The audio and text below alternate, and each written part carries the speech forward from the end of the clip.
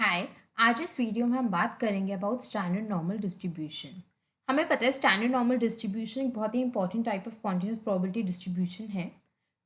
आज हम बेसिकली बात करेंगे कि स्टैंडर्ड नॉर्मल डिस्ट्रीब्यूशन होता क्या है, स्टैंडर्ड नॉर्मल रैंडम वेरिएबल क्या होता है एंड किस तरीके से हम स्टैंडर्ड नॉर्मल रैंडम वेरिएबल की प्रोबेबिलिटीज़ निकाल सकते हैं। लेटर वीडियोज़ में हम बात करेंगे कि हम किस तरीके से स्टैंडर्ड नॉर्मल प्रोबेबिलिटीज़ को यूज़ करते हैं in order to find other probabilities, जैसे नॉर्मल रैंडम वेरिएबल की हम प्रोबेबिलिटीज किस तरीके से कैलकुलेट कर सकते हैं यूजिंग स्टैंडर्ड नॉर्मल डिस्ट्रीब्यूशन। अब सबसे पहले देखते हैं स्टैंडर्ड नॉर्मल डिस्ट्रीब्यूशन क्या होता है। If z is a normally distributed random variable with mean mu equal to 0 and standard deviation sigma is equal to 1, then z is called the standard normal variable or has a standard normal distribution. हम क्या कह रहे हैं कि if z is a normally distributed random variable, अगर z एक कोई भी नॉर्मली डिस्ट्रीब्यूटेड रैंडम वेरिएबल है जिसका मीन है 0 और स्टैंडर्ड डेविएशन सिग्मा है 1, तो वो एक स्टैंडर्ड नॉर्मल वेरिएबल बन जाता है। तो किसी भी वेरिएबल को स्टैंडर्ड नॉर्मल वेरिएबल होने के लिए क्या चाहिए? सबसे पहले कि वो एक नॉर्मल रैंडम वेरिएबल होना चाहिए, normally distributed random variable. Second, उसका मीन जो है 0 होना चाहिए। थर्ड, उसका स्टैंडर्ड डेविएशन जो है 1 होना चाहिए। अगर ये 3 कंडीशंस मीट कर रहे हैं तो वो क्या हो जाता है? Standard normal variable.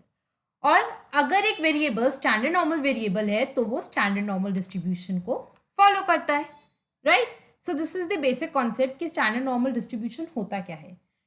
अब हम बात करते हैं स्टैंडर्ड नॉर्मल डिस्ट्रीब्यूशन की डेंसिटी फंक्शन के बारे में। स्टैंडर्ड नॉर्मल डिस्ट्रीब्यूशन का डेंसिटी फंक्शन कैसे होता है? So the density function of the standard normal variable z is given by f of z is equal to 1 upon square root of 2 pi e to power minus z square by 2, where z lies between minus infinity to infinity. So हम क्या कह रहे हैं कि density function इसका होता है this. But हम देखते हैं ये आया कहाँ से, राइट? ये तो डेंसिटी फंक्शन हमें पता लग रहा है, बट अभी आया कहाँ से? देखो, सबसे पहले हमें इतना पता है कि लेट्स सपोज हम x की टर्म्स में बात करते हैं। Let x be a normally distributed random variable.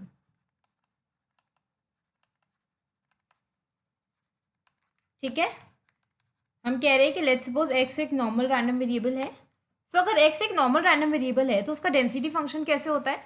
उसका डेंसिटी फंक्शन होता है f of x is equal to 1 upon sigma square root of 2 pi e to power minus half x minus mu upon sigma whole square, जहाँ x minus infinity से infinity के बीच में लाई करता है, राइट? हमें ये पता ऑलरेडी बिकॉज हमने ये पहले देखा है। बट अब क्या है, ये हमारा नॉर्मली डिस्ट्रीब्यूटेड रैंडम वेरिएबल है, फर्स्ट कंडीशन। सेकंड कंडीशन क्या होती है कि उसका मीन 0 है। थर्ड कंडीशन स्टैंडर्ड डेविएशन 1 है। तो इसमें हम ये वैल्यूज पुट कर देते हैं कि हमारा मीन 0 है, स्टैंडर्ड डेविएशन 1 है, ठीक है। अगर हम एफ ऑफ एक्स के अंदर ये पुट कर देते हैं ताकि हमारा ये स्टैंडर्ड नॉर्मल वेरिएबल बन जाए, तो उसके लिए हम क्या करेंगे, 1 upon 1 into square root of 2 pi E to power minus half x minus 0 upon 1 whole square. So ये क्या बन गया? Simple 1 upon square root of 2 pi E to power minus X square by 2। तो हम कह सकते हैं ये और ये सेम है, प्रोवाइडेड हमने बस यहाँ पर x को बात की है, वहाँ पे हमने z लिया as a normal standard normal variable, right? So एक तरीके से हमारा डेंसिटी फंक्शन हमने डिराइव करा कि ये डेंसिटी फंक्शन कहाँ से आया, राइट? ठीक है, अब हम बात करेंगे area under the standard normal curve. सबसे पहले हम क्या करते हैं, हम ना डेंसिटी फंक्शन नोट डाउन कर लेते हैं, इजी हो जाएगा। F of Z is equal to 1 upon square root of 2 pi E to power minus Z square by 2। ये हमारा डेंसिटी फंक्शन है, राइट? जहाँ ये लाई करता है between minus infinity to infinity. अब हम एक कर्व स्केच करते हैं कि हमारा नॉर्मल डिस्ट्रीब्यूशन का कर्व कैसे होता है। वहाँ नॉर्मल डिस्ट्रीब्यूशन का कर्व सिंपली ऐसे होता है, राइट? जहाँ पर ही हमारा एफ ऑफ एक्स हो जाता है, मतलब डेंसिटी फंक्शन रिप्रेजेंट करता है, और वो सेंटर्ड होता है अराउंड मीन, राइट? बट क्योंकि ये स्टैंडर्ड नॉर्मल वेरिएबल है तो हमें क्या पता है, मीन हमारा क्या है, 0। तो इसका मतलब ये सेंटर कहाँ हो रहा है, around 0, right?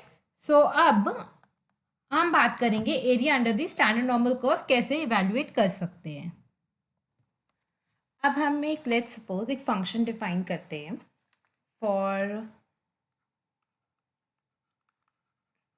Any z greater than 0, ठीक है, कोई भी z ग्रेटर देन 0, अगर मैं एक फंक्शन लिख रही हूँ f of z is equal to integration from 0 to z f of t dt, right. So मैंने क्या किया, जो डेंसिटी फंक्शन है ना उसको मैंने इंटीग्रेट किया है। सो बेसिकली जो डेंसिटी फंक्शन की जो वैल्यूज हैं, जस्ट एक तरीके से इंटीग्रेशन का मतलब क्या होता है, summing up, right, for continuous distribution summing up का मतलब क्या होता है, इंटीग्रेशन। तो अगर मैंने उस डेंसिटी फंक्शन को, क्योंकि कॉन्टिन्यूस डेंसिटी फंक्शन है, it's quite obvious, it's a continuous probability का डेंसिटी फंक्शन है, तो इसका मतलब इंटीग्रेशन करके मुझे क्या मिल रहा है, sum of the probabilities in that interval. ये क्या बनेगा, ये सिंपली बनेगा 1/√2 pi integration 0 to z e⁻−t² dt, क्योंकि लिमिट्स में z है इसलिए हम यहाँ पे अंदर t एंड dt यूज़ कर रहे हैं, राइट। ओके, सो अब ये फंक्शन हमारा क्या रिप्रेजेंट कर रहा है।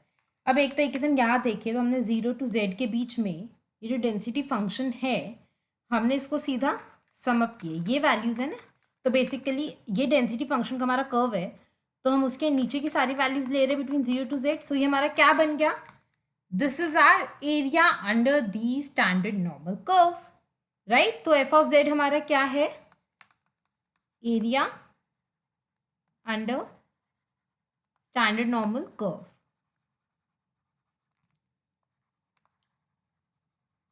और हमें क्या पता है कि ये और क्या रिप्रेजेंट कर रहा है, ये रिप्रेजेंट कर रहा है प्रोबेबिलिटी कि हमारा z lies between 0 and z, right. So एक तरीके से ये जो प्रोबेबिलिटी है, this is nothing other than f of z, that is integration from 0 to z f of t dt। अब आप लोग सोच रहे होंगे कि हमें अब ये हर बार एग्जाम में ये वैल्यूज़ कैलकुलेट करनी पड़ेगी। नहीं, हमें ये वैल्यूज़ खुद कैलकुलेट नहीं करनी।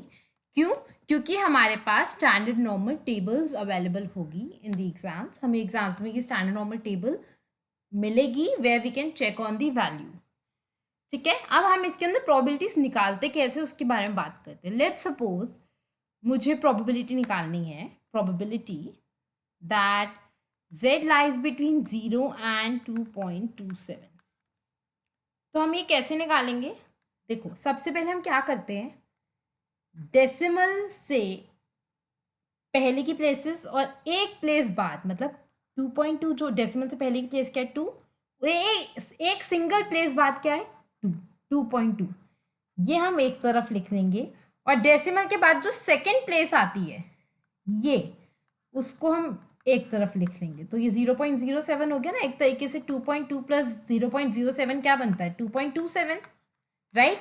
तो पहली प्लेस हमने एक तरफ लिख ली, डेसिमल से पहले की प्लेसेस, और 1 प्लेस आफ्टर द डेसिमल, मतलब ये वाला,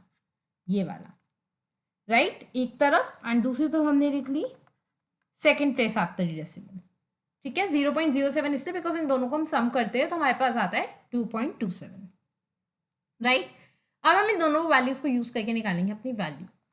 सो प्रोबेबिलिटी कि z 0 2.27 के बीच में लाई करता है, कैसे करेंगे। अब देखो यहाँ पे हमारा क्या है, इनको हम क्या कहते हैं, रोज। अब ये जो रोज का सेक्शन है ना, इसमें हम ढूंढेंगे 2.2 का है, ये रहा हमारा 2.2, ठीक है। तो हम इसकी वाली जो पूरी लाइन की वैल्यूज है ना उसको अंडरलाइन कर लेते हैं, कर ली मैंने, 2.2 की लाइन ये थी। अब क्या चाहिए 0.07 को हम कॉलम्स वाले वे में ढूंढेंगे ऐसे। सो हमारी कहाँ है, ये रही। तो हम इसकी जो है ना इसके साइड में भी हम मार्क कर ले ताकि हमें पता हो। सो एक तरीके से हमारी वैल्यू क्या बनी 0.4884, राइट। ये हमारी जो वैल्यू है ये प्रोबेबिलिटी। चलो एक और एग्जांपल लेते हैं। लेट्स सपोज मैं आपसे बोलती हूँ probability that z lies between 1.0 and 1.38। मुझे ये प्रोबेबिलिटी निकालनी, कैसे निकालेंगे, देखो पहले लिखेंगे 1 पॉइंट, अब डेसिमल के बाद सिंगल प्लेस तक हम यहाँ नोट करेंगे और दूसरी तरफ क्या नोट करेंगे, सेकेंड डेसिमल के बाद एक प्लेस छोड़ने के बाद जो प्लेसेस है वो। ये हो गई हमारे पास, क्योंकि इसका सम हमें क्या मिलता है 1.38। अब यहाँ से हम पहले कॉलम्स में से अपने रोज में से हम पहले 1.3 ढूंढेंगे, ये रहा, और कॉलम्स में से हम क्या ढूंढेंगे 0.08। जस्ट अ सेकेंड, मैंने इसको ही रब कर दिया, जस्ट अ सेकेंड, या एंड 0.08 वैल्यूज क्या हो गई, ये रही। सो हमारा इसकी प्रोबेबिलिटी क्या हुई 0.4162, राइट। सो इस तरीके से हम निकालेंगे standard normal probabilities. Fine, okay. अब हम कुछ इंपॉर्टेंट नोट्स की बात करेंगे। दीज आर लाइक प्रॉपर्टीज भी आप कह सकते हैं, या फिर आप कह सकते हैं basically these are basic concepts जो कि जनरलाइज्ड है and we already know through normal distribution, but हम एक बार यहाँ डिस्कस कर लेते हैं because that will really help us in the questions. Fine, so okay, x is a continuous random variable, हम कह रहे हैं x is a continuous random variable, then probability that x lies between a and b is equal to probability that x is greater than equal to a and less than b is equal to probability that x is greater than a and less than equal to b is equal to probability that x is greater than equal to a and less than equal to b। अब ऐसा क्यों, हम क्या कह रहे हैं कि अगर हम किसी एक इंटरवल में प्रोबेबिलिटी निकाल रहे हैं तो इक्वल टू हो या ना हो, एंड पॉइंट्स को हम इंक्लूड करें या ना करें, प्रोबेबिलिटी सेम रहती है। Is it true? Yes, it is true. ऐसा क्यों होता है? ऐसा इसलिए होता है, हमें पता है कोई भी एक कॉन्टिन्यूस रैंडम वेरिएबल होगा तो उसकी जो प्रोबेबिलिटी होगी ना, पॉइंट प्रोबेबिलिटी जो होगी वो हमेशा जीरो होगी। मतलब एक पर्टिकुलर पॉइंट पे जो प्रोबेबिलिटी होगी वो हमेशा जीरो होगी। मतलब probability x is equal to a जो होगा ये जीरो होगा। क्योंकि ये जीरो है तो probability x is less than a and probability x is less than equal to a भी तो इक्वल सेम ही होगा ना, बिकॉज जीरो है ना, जीरो ऐड कर दूंगा तो कोई फर्क नहीं पड़ेगा। सो वहां से हमारे पास ये प्रॉपर्टीज आई है, राइट। ठीक है, next, probability that z lies between minus infinity and 0 is equal to probability that z lies between 0 and infinity which is equal to half। ये कहाँ से आया देखते हैं। देखो, हमें ये पता है हमारा एक ये कर्व है, normal curve, standard normal curve, कुछ भी कहें, which is mu is equal to 0, right. अब मीन के अराउंड क्या होता है, ये सिमेट्रिक होता है ना, सिमेट्रिक होता है अगर एक स्टैंडर्ड नॉर्मल कर्व, क्योंकि नॉर्मल कर्व सिमेट्रिक है और ये स्टैंडर्ड नॉर्मल कर्व भी एक नॉर्मल कर्व ही है, इसलिए ये भी सिमेट्रिक हुआ। सो ये पार्ट और ये पार्ट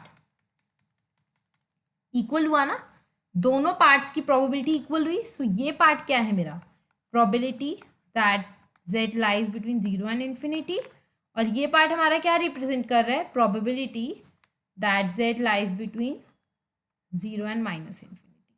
अब आप बताओ, अब ये दोनों पार्ट क्योंकि सिमेट्रिक है और हमारा जो मीन है वो दो इक्वल पार्ट्स में डिवाइड कर रहा है, तो इसका मतलब, और मीन 0 है, इसलिए ये जो दो पार्ट्स है ये हमारे इक्वल है। और हमें इतना भी पता है कि ये total area under the curve कितना होता है 1। सो हमें पता है probability, okay let's just right it down, probability that z lies between minus infinity and 0 plus probability that z lies between 0 and infinity, right, this is equal to 1, these two parts are equal, so इसका मतलब 2 into probability that z lies between 0 and infinity is equal to 1, probability that z lies between 0 and infinity is equal to half, that is 0.5। तो अगर ये 0.5 है तो ये भी 0.5 and दोनों इक्वल है, राइट। ठीक है, ये हम बहुत यूज करेंगे इसलिए प्लीज इसको बहुत ध्यान से देखना। Now third, probability that z lies between minus a and 0 is equal to probability that z lies between 0 and a। हम इसको ना एक सिंपली स्केच कर लेते हैं, आपको समझ आ जाएगा। ये देखो, लेट्स सपोज ये कर्व है, हमें पता है ये सिमेट्रिक है अराउंड 0। लेट्स सपोज एक पॉइंट मार्क कर रहे हैं a एंड ये मार्क कर रहे हैं माइनस a। अब हम क्या कह रहे हैं कि ये एरिया और ये एरिया इक्वल है, राइट, क्योंकि ये है probability that z lies between 0 and a and ये है मेरा probability that z lies between minus a and 0। अब मुझे बताओ क्या ये दोनों इक्वल है? यस, क्योंकि नॉर्मल कर्व सिमेट्रिक होता है, क्योंकि नॉर्मल कर्व सिमेट्रिक है तो स्टैंडर्ड नॉर्मल कर्व भी सिमेट्रिक हुआ, because standard normal curve is also normal curve. तो अगर ये भी सिमेट्रिक हुआ तो इसका मतलब ये दोनों एरिया इक्वल हो गए ना। So it always symmetric around zero, that is mean. Clear? ठीक है, अब हम इसके क्वेश्चंस पे चलेंगे कि हम एग्जाम्स में कैसे क्वेश्चन सॉल्व कर सकते हैं। ये जो मैंने अभी जो एग्जाम्पल है ये एज इट इज पिकअप किया है फ्रॉम टैक्समेन्स fundamentals of business statistics by doctor J K. Thukral, right. So ये वही से एग्जैक्टली अब मैं आपको यही एग्जाम्पल सॉल्व करवा रही हूँ। इसमें आपके सारे पार्ट्स कवर हो जाते हैं, आपको जो जो पार्ट एग्जाम में आ सकते हैं इट्स ऑल कवर्ड हुआ है। अब क्वेश्चन देखते हैं। क्वेश्चन कह रहा है find the area under the standard normal curve which lies part 1 to the right of z is equal to 2.7। अच्छा देखो, अब ना इट्स ऑलवेज ईजियर कि हम पहले हर उस पार्ट को स्केच कर ले। उससे क्या होगा, हमें इजीली पता लग जाएगा हमें क्या कैलकुलेट करना है। तो हमारे एरर होने के स्कोप 0 हो जाएंगे। राइट ऑफ 2.7 मतलब पहले हमें एक नॉर्मल स्टैंडर्ड नॉर्मल कर्व बनाया एंड दिस इज 0। अब टू द राइट ऑफ 2.7 तो पहले हमने 2.7 मार्क किया इसके राइट में, मीनिंग दिस एरिया। ठीक है, अभी हम कैसे कैलकुलेट करेंगे, इसका मतलब क्या हो गया, पहले हम ये लिख लेते हैं। Probability that z is greater than 2.7। Now अभी हम ये कैसे निकालेंगे, देखो हमें पता है कि this area plus this area is equal to 0.5, half होता है ना सिमेट्री के अकॉर्डिंग। तो क्योंकि ये हाफ है सो can I say probability z is greater than 2.7 is equal to 0.5 minus probability that z lies between 0 and 2.7। हमने क्या किया, ये मैं दूसरे पेन से स्केच करती हूँ इजी हो जाएगा। सो हमने क्या किया, दिस पूरे एरिया में से, पूरा बड़े एरिया में से अगर मैं ग्रीन एरिया में से अगर मैं ये ब्लू वाला एरिया आउट कर दूँ तो क्या एरिया बचेगा, ये एरिया बचेगा मेरे पास जो हमें चाहिए, राइट। सो यही हमने यहाँ किया है। तो ये क्या हो गया 0.5 माइनस, अब यहाँ से प्रोबेबिलिटी निकालनी है दैट लाइज बिटवीन 0 एंड 2.7। 2.7 की प्रोबेबिलिटी कैसे निकालेंगे, देखो हमें क्या पता है कि 2.7 मतलब 2.7 और सेकेंड डेसिमल प्लेस हमारी क्या है 0, तो दैट इज 0.00। ठीक है ना, तो यहाँ पे हम कॉलम्स रोज में देखेंगे 2.7 वो हमारा ये रहा, और कॉलम में देखेंगे 0 तो वैल्यू क्या बनी 0.4965। तो 0.5 माइनस 0.4965, अभी हमारा क्या बन गया, दिस इज 0.0035, राइट। क्लियर? ठीक है, अब हम पार्ट 2 देखते हैं। पार्ट 2 हमारा कह रहा है to the left of z is equal to 1.73। इसका मतलब क्या हो गया, देखो स्केच कर लेते हैं, अगेन इजी हो जाएगा ना। अगर ये हमारा 0 है, राइट, अब 1.73 हमारा क्या है, ये लेफ्ट, लेफ्ट मतलब ये सारा एरिया, राइट। z हमारा अगर ये 1.73 है तो इसका लेफ्ट एरिया कौन सा हो गया, इधर वाला सारा एरिया। तो ये क्या हो गया, देखो सबसे पहले हमें क्या पता है कि हमें क्या निकालना है, probability that z is less then 1.73, right, लिख लेते हैं यहाँ पे। तो हमें निकालना है probability z is less then 1.73। अब मैं कह सकती हूँ कि दिस इज इक्वल टू 0.5 मतलब 0 के लेफ्ट में जितना भी पार्ट है हमें पता है ना, ये 2 इक्वल हाफ्स में डिवाइड कर रहा था, मतलब ये half plus probability that z lies between 0 and 1.73। मैंने क्या किया, देखते हैं, एक मिनट, मैंने किया कि मैंने इस एरिया को मैं ये वाला एरिया ऐड कर दिया, राइट। तो हमारे पास आ गया ये, कहा ये हमने इसमें क्या यूज़ किया है, हमने सिंपली इतना यूज़ किया है because total area to the right of mean is equal to 0.5, है ना, हमने यही से लिया ना, मीन क्या है यहाँ पे 0, राइट। तो हमें ये वैल्यू निकालनी है, ठीक है। अब हमें निकालना है दैट प्रोबेबिलिटी की z लाई करता है बिटवीन 0 एंड 1.73, 1.73 कहाँ से आएगा, कह सकते हैं 1.70 प्लस 0.03, तो हम अगेन वही करेंगे, 1.7 लेंगे रोज से, 0.03 लेंगे हम अपना कॉलम से, सो 0.03 हमारा ये रहा, तो हमारी क्या वैल्यू है 0.4582, right. So probability z is less than 1.73 is equal to 0.5 plus 0.4582, तो ये क्या बना 0.9582, ठीक है। चलो अब third part, to the right of z is equal to -0.66, right of z is equal to -0.66 की नॉर्मल कर्व है हमारा, mu is equal to 0, let's suppose हमारा -0.66 ये रहा, इसके राइट में मतलब ये पूरा एरिया, हम ये पूरा एरिया निकालने के लिए क्या हम कह सकते हैं कि ये वाला एरिया, पूरा रेड शेडेड एरिया निकालने के लिए अगर मैं ग्रीन एरिया और ब्लू एरिया को अगर हम ऐड कर दें, राइट, तो ये बन जाएगा to the right of z is equal to 1.66, right. तो इसका मतलब क्या हुआ, हमें पता है ये जो एरिया ये 0.5 है, ग्रीन एरिया हमारा, लिखते हैं पहले, हमें क्या चाहिए टू द राइट, तो मतलब probability z is greater than -0.66, हमें पता है कि ये एरिया 0.5 है, तो हम लिख सकते हैं 0.5 प्लस प्रोबेबिलिटी कि z हमारा लाई कर रहा है बिटवीन -0.66 एंड 0, ये एरिया प्लस ये एरिया, ये कहाँ से आया, बिकॉज टोटल एरिया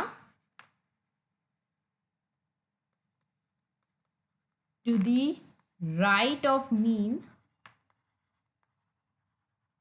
इज 0.5, हमने ये यूज करके ये फिगर निकाली और अब हमें ये निकालना है, तो इसका मतलब अब हमें निकालना है, अब हमें पता है एक चीज और, probability z is greater than -0.66 is equal to 0.5 plus probability की z लाई करता है बिटवीन 0 एंड 0.66, अगर हमें ये एरिया निकालना है, कहना है से बाय सिमेट्री ये सेम है एज दिस,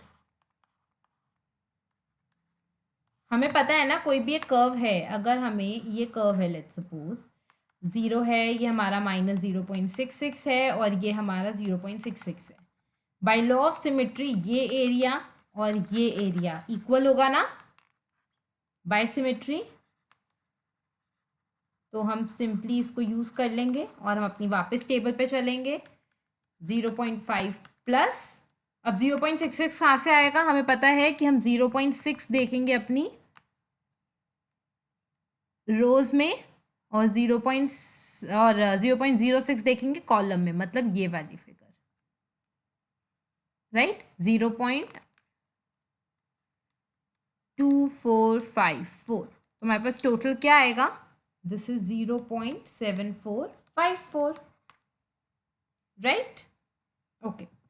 अब देखते हैं to the left of z is equal to -1.88, sketch करते हैं, अब ये हमारा वो है, अब हमें चाहिए ये एरिया, ये 0 है हमारा मीन, -1.88 हो गया ये, अब इसके लेफ्ट में हमें क्या एरिया चाहिए, ये एरिया चाहिए।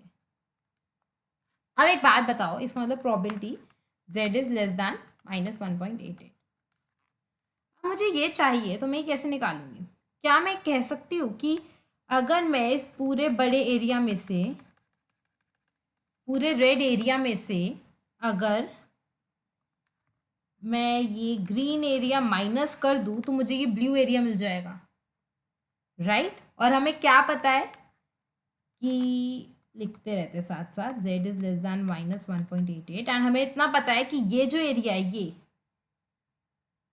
ये लिख लेते हैं, is equal to probability z is less than 0 minus probability that z lies between -1.88 and 0, यही चाहिए ना हमें।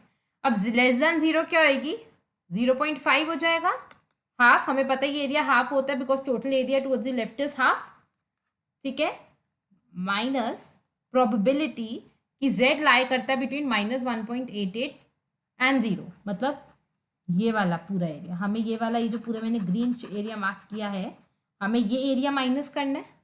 ठीक है, अब वापस कर्व देखेंगे अगर हम, तो ये एरिया क्या होता है, बाय सिमिट्री, अगर ये हमारा कर्व है और ये हमारा -1.88 है, ये हमारा 0 है एंड ये हमारा 1.88 है, तो सिमिट्री के अकॉर्डिंग दिस पार्ट और ये वाला पार्ट इक्वल होगा। तो इसलिए हम क्या लिख देंगे, सीधा प्रोबेबिलिटी कि z लाई करता है बिटवीन 0 एंड 1.88। अब हमें पता है हमारे पास नॉर्मल डिस्ट्रीब्यूशन की टेबल से हम ये फिगर निकाल सकते हैं। 1.88 की वैल्यू क्या होगी, 1.8 हमने अपने देखा रोज में और 0.08 हम देखेंगे अपने कॉलम्स में।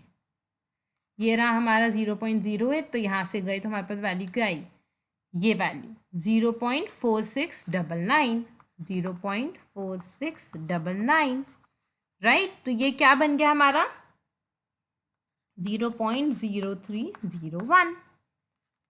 क्लियर, इजी था। ठीक है, अब लास्ट 3 पार्ट से and we are done. So between z lies between 1.25 and 1.67। ठीक है, वापस स्केच कर लेते हैं। हम कह रहे हैं z जो है ये अगर हमारा म्यू इक्वल टू 0 है और ये हमारा 1.25 है, तो 1.67 ये रहा, तो हमें ये एरिया चाहिए। मतलब प्रोबेबिलिटी कि z जो है 1.25 से तो बड़ा है बट 1.67 से छोटा है, यही चाहिए हमें। ठीक है, अब मैं क्या करूँगी इसके अंदर, अगर मैं इस रेड एरिया में से ये ब्लू एरिया माइनस कर दूँ, तो हम कह सकते हैं कि हमें ये एरिया मिल जाएगा। रेड एरिया में से अगर ब्लू एरिया माइनस कर दिया तो हमें ये एरिया ही तो बचेगा, राइट। तो रेड एरिया क्या कह रहा है हमारा, probability that z lies between 0 and 1.67 minus probability that z lies between 0 and 1.25। यही हो गया ना कि ये वाला हमने 1.67 और 0 के बीच में जो एरिया है उसमें से हमने 0 1.25 के बीच का एरिया माइनस कर दिया। आप इवैल्यूएट कर देखो, एक बार ऑब्जर्व करो। अब हमें ये निकालना है, तो ये तो बहुत ईजी है। अब 1.67 की वैल्यू क्या आएगी, 1.6 यहाँ से लिया एंड 0.07 जो है हमने यहाँ से लिया, ये रहा। तो मतलब हमारी वैल्यू क्या बनी, 0.4525 माइनस 0 और 1.25 के बीच में कहाँ से आएगी, 1.2 हमारा ये रहा एंड 0.05 जो है हमारा ये रहा। तो हमारी वैल्यू क्या हो गई, 0.3944। तो इसका मतलब क्या हो गया, ये 0.0581। ईजी, ठीक है। बिटवीन -1.85 एंड -0.9, इसको भी हम लिख के स्केच करके देखते हैं। देखो, हम कह रहे हैं अगर हमारा ये है म्यू इक्वल टू 0 एंड हमें वैल्यू चाहिए बिटवीन -0.9 एंड -1.85, हमें क्या चाहिए, हमें ये चाहिए एरिया। अगेन एक बात बताओ, अगर वापस अब इस रेड एरिया में से,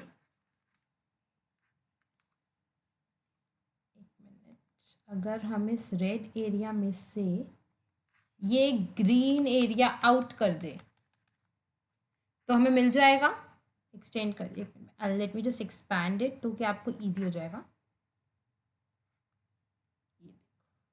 अगर मैंने रेड में से ग्रीन माइनस कर दिया तो मेरे पास क्या बचेगा, ये ब्लू एरिया ना जो हमें चाहिए। तो हमने क्या कह रहे हैं हम, अगर हमें चाहिए probability that z lies between -1.85 and -0.9, तो हम ये कैसे निकाल सकते हैं, this probability is equal to probability कि z हमारा 0 से कम है, -1.85 से बड़ा है, माइनस प्रोबेबिलिटी ऑफ ये ग्रीन वाला एरिया दैट इज z हमारा 0 से छोटा है बट बड़ा है -0.9 से। इजी, ठीक है। अब देखो, अब हमें पता है, कोई भी हम ये स्केच लेते हैं, लेट्स सपोज ये रहा, हम एक बार स्केच ड्रॉ करते हैं। अगर हमें कोई भी दो वो चाहिए ज़ीरो के आसपास, लेट्स सपोज ये कोई भी एक ए है और ये माइनस ए है, तो कह सकते हैं ना ये वाला एरिया और ये वाला एरिया सिमिट्री की वजह से इक्वल होगा, राइट। तो वहाँ से हम ये भी कह सकते हैं कि ये क्या हो गया, प्रोबेबिलिटी कि z 0 से 1.85 के बीच में लाई करता है, minus probability that z lies between 0 and 0.9। एक ही बात हो गई ना, राइट। सो अब 1.85 से 0 के बीच में लाई क्या करेगा, तो हमारे पास उसके लिए तो टेबल्स है, तो हम सीधा टेबल्स में वैल्यू ढूंढ लेते हैं। अब हमारे पास क्या निकालना है, 1.8 ये रहा एंड 0.05 हमारा ये रहा, तो बना क्या 0.4678 माइनस 0 से 0.9 की 0.9 ये रहा, सेकेंड डेसिमल प्लेस 0 है, तो इसलिए इसके अंदर हम क्या लिखेंगे 0.3159। अब इसकी वैल्यू क्या हो गई है हमारी 0.1519, राइट। ठीक है, अब last part, z lie between -1.45 and 1.45। ये तो हमें वैसे ही पता है कि z जो है 1.45 से छोटा है एंड -1.45 से बड़ा है। ये तो बहुत ईजी है, देखते हैं, स्केच कर लेते हैं। वैसे तो स्केच की नीड नहीं है, आप लोग समझ चुके हैं। ये यहाँ से यहाँ तक का एरिया चाहिए, हमें इन दोनों एरियाज़ को क्या करना है, ऐड। मतलब लिख लेते हैं प्रोबेबिलिटी कि z -1.45 से 1.45 के बीच पे लाई करता है is equal to probability z -1.45 से 0 के बीच में लाई करता है प्लस प्रोबेबिलिटी z जो है 0 से 1.45 के बीच में लाई करता है। हमें पता है ये और ये इक्वल है by symmetry, so this is 2 into probability z lie करता है बिटवीन 0 एंड 1.45। 1.45 की प्रोबेबिलिटी यहाँ से निकल जाएगी, 1.4 ये रहा, 0.05 ये रहा, तो मतलब 0.4265, 2 इंटू 0.4265, तो ये हमारा क्या हो जाएगा 0.853, राइट। सो हम इस तरीके से स्टैंडर्ड नॉर्मल टेबल यूज़ करके कोई भी क्वेश्चन सॉल्व कर सकते हैं। ऑलमोस्ट इसमें सारे ही केसेस कवर हो गए हैं। आगे की वीडियोस में हम देखेंगे हम किस तरीके से स्टैंडर्ड नॉर्मल प्रोबेबिलिटीज़ का यूज़ करके हम नॉर्मल डिस्ट्रीब्यूशन या नॉर्मल रैंडम वेरिएबल के लिए प्रोबेबिलिटीज़ कैलकुलेट कर सकते हैं, राइट। आई होप आपको ये वीडियो पसंद आई हो। Please like and subscribe this channel for more videos. Thank you.